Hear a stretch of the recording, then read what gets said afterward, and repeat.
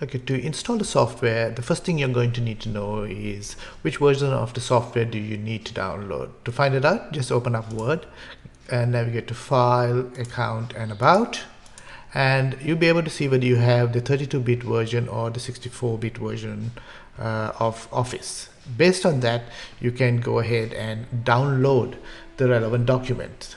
Now, once you have downloaded it, you will be able to see it in a zip file.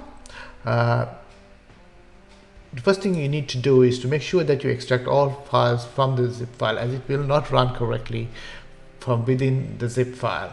So once you have unzipped it, you will be able to see the files for installation. The first thing you're going to need to do is to install Microsoft Access Runtime.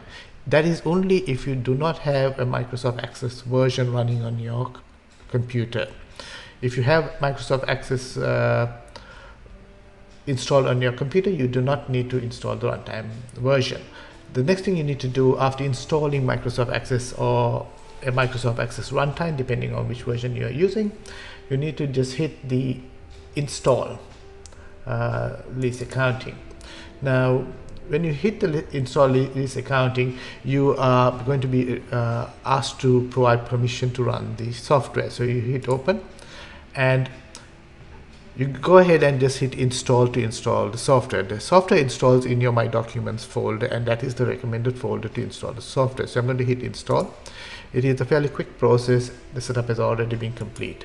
Now, once the installation has been run, you will see this icon on your screen. So you just double click the icon to start the program. Then the next thing what you're going to need to do is to license the software. So when you do open the software, you will be greeted with this screen. So when you see this screen, what you're going to need to do is you're going to need to save the license key.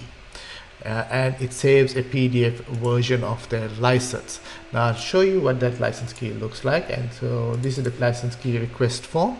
And once you have emailed it to this address, you will receive a license key.